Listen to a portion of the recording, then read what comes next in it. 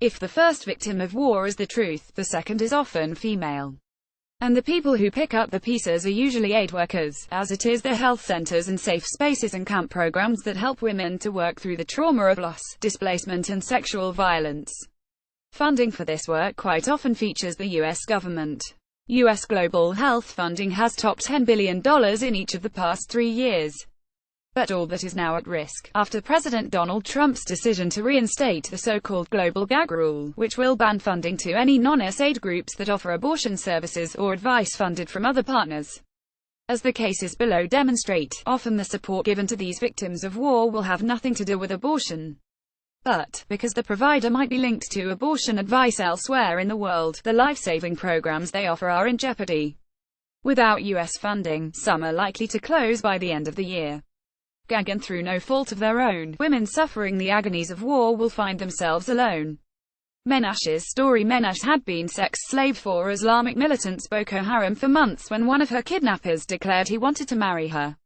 She refused. She was already married with 6 children, although her husband had fled their home when she and her sister were abducted. Eventually, she escaped. As she sits in a quiet cubicle in Muna camp in Maiduguri with her baby son, the trauma Menash experienced shows in her movements and on her face. Her head, her eyes, her strong hands, all seem heavy under the weight of what she went through in the Sambisa forest. Menash holds her baby at the safe space. Her neck is scarred from when a Boko Haram militant tried to behead her. Photograph. Ruth McLean for The Guardian. 5 men used to come and rape me, she said. I complained about them to the man who wanted to marry me, but he just said that's their tradition. That's what they do. Even if it married that man, the others would have kept raping me. We are sitting in a safe space created by the UNFPA to help women like Menash, of whom there are thousands in this camp alone. This is a place that welcomes women who have fled their homes or, like Menash and like the Chibok girls, escaped captivity under Boko Haram, which abducted, raped and murdered thousands of Nigerians, and left millions homeless. Far from home, with no money or food and still facing violence and sexual assault in the camps, women can come to these hastily thrown-up buildings, sit on colorful plastic mats spread on the concrete floor, talk to each other, watch television, and learn to sew and make detergent to sell. Maiduguri. But, as the US defunding of UNFPA threatens projects like this, the question is for how much longer here. The fund not only helps women get contraceptives, if they want them, but does much more. In camps across Nigeria's northeast, they hand out soap, sanitary towels and clothes to those who have just escaped from Boko Haram and who often arrive in rags with nothing. Midwives examine pregnant women, sending those with complications for further medical help. Women who need counseling, like Menash, also get help. Menash had not anticipated what her punishment would be for refusing to marry her captor, but she thought it could not be much worse than what she was already living through. However, then she was taken outside and made to kneel in the dirt, surrounded by other women including her sister. As the sewing machines were outside our cubicle, she lifts her hijab over her face and leans forward, her fingers tracing a scar on the back of her neck. They tied me up and tried to cut my head off, she said. I thought my life was over. Women at the safe space at the Muna camp in Maiduguri learn how to make soap to sell. Photograph. Ruth McLean for The Guardian. She had been struck several times by a knife when a plane overhead suddenly made her attacker the flea, along with other insurgents. But Menash's hands were still tied behind her, with blood pouring down her back. Suddenly, her sister ran to her and helped her up. She cut the rope around my hands, and I ran. I just kept running. I couldn't stop, said Menash. But my sister was not running fast enough. I haven't seen her since. In Maiduguri, her husband rejected her, she said. He shouted at her to get away, calling her a Boko Haram whore and beating her. Nobody took my side. They were all yelling Boko Haram wife at me, she said quietly. I just turned around and left. When she met Zainab Umar, a counselor at Muna's safe space, several months later, Menash was starving and dirty, and her hands shook violently. She said strangers sometimes laughed about her to her face and spread her story around. Around 60% of women are estimated to have experienced gender-based violence in the northeast of Nigeria, and rape is rife in the camps. The need is huge for Umar and her colleagues, who work non-stop to counsel women like Menash and help them to get on their feet financially. Nevertheless, health workers and counselors in the 20 safe spaces for women and girls across the region The UNFPA, which suffered another blow last month, when its director Babatunde Osotimehin died suddenly, is trying to find other donors to fill the gap left by the US. But it is a difficult time to raise money in Nigeria, where less than a third of the $1 billion needed to address the humanitarian crisis created by the rise of Boko Haram has been raised. Menash approached Soruma and asked for something to eat after she had seen her talking to Oman in the camp. Umar explained that she wasn't offering food, but family planning advice, neonatal checks and counseling. Initially, I thought I wouldn't bother, said Menash.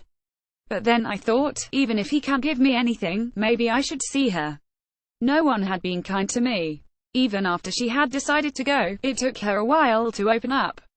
But then Umar told her that Boko Haram had made her suffer, too. She told me they killed my own son, so then I thought, I can share my story with this woman. Umar's approach to the dozens of women she sees each day is simple. She reassures them that their conversation is confidential and encourages them to talk about their experience, and then tries to find ways for them to keep busy as a distraction. Many of their husbands have been killed, and many are traumatized, said Umar. Asil's story. Asil, 25, had done the hard bit. She had escaped from ISIS and its stronghold in Raqqa, her hometown, and she had made it to the relative safety of Jordan. But that's where her problems deepened. Penury stalked Asil, who lived with her husband in a makeshift shack on a roof.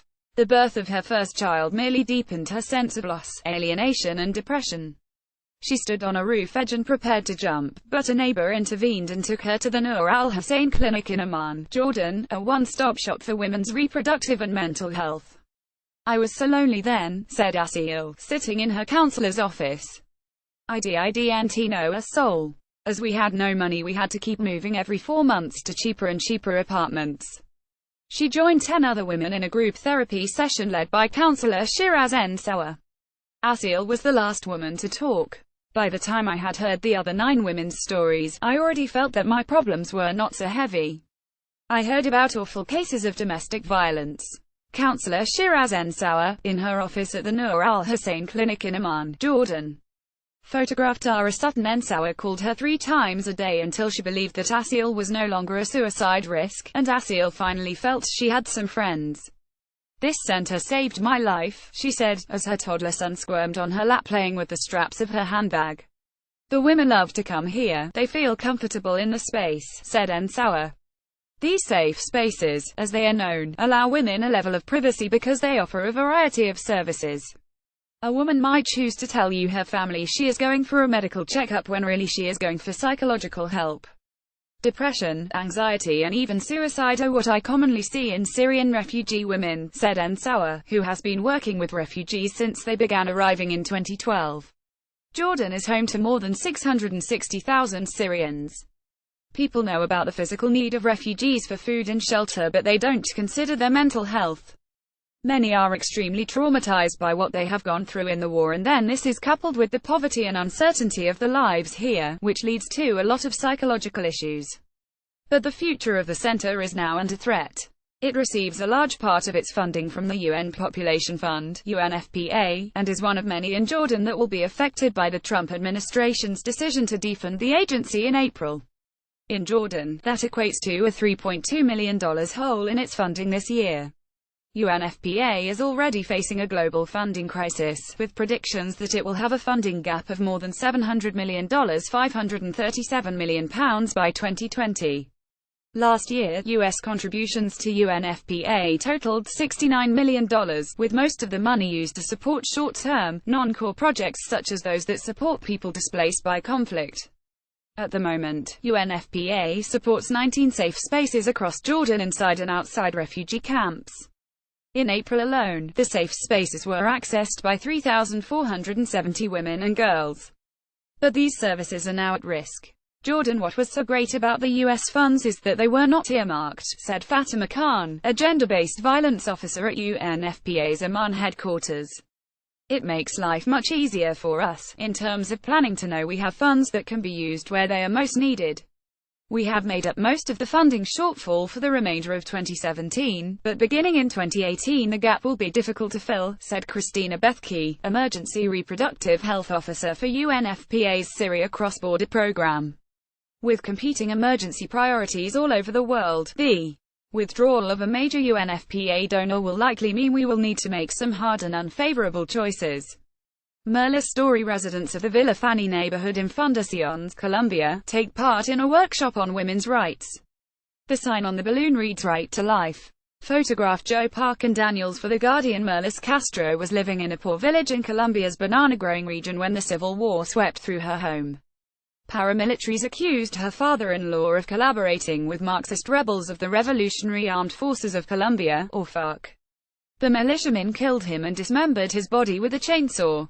Then they were stripped Castro naked, sexually assaulted and beat her. "I held my son close to my breast while they had their hands all over me," said Castro, sitting outside the small shop she now runs. She fled her home, and eventually found refuge in Villa Fanny, a makeshift hamlet on the outskirts of Fundación, a dusty town in the Magdalena department.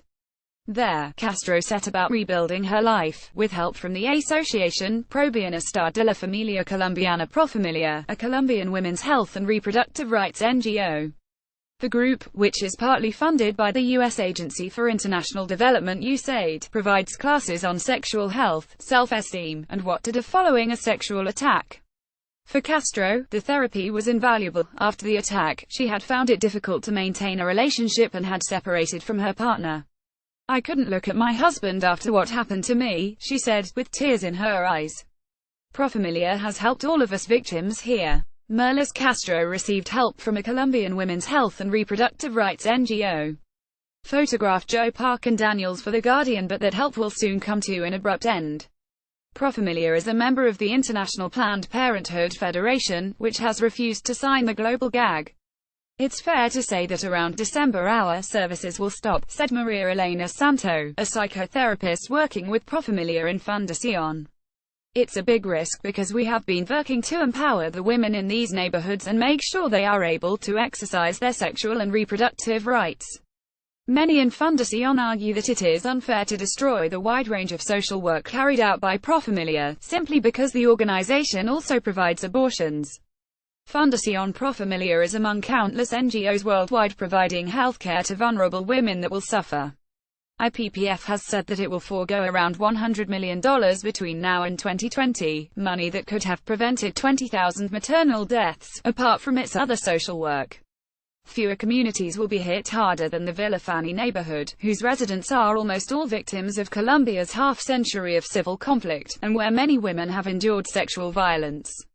"They have killed our husbands and our sons, and they have raped and abused us," said Castro, who was elected community leader last year. "We are all victims dealing with trauma.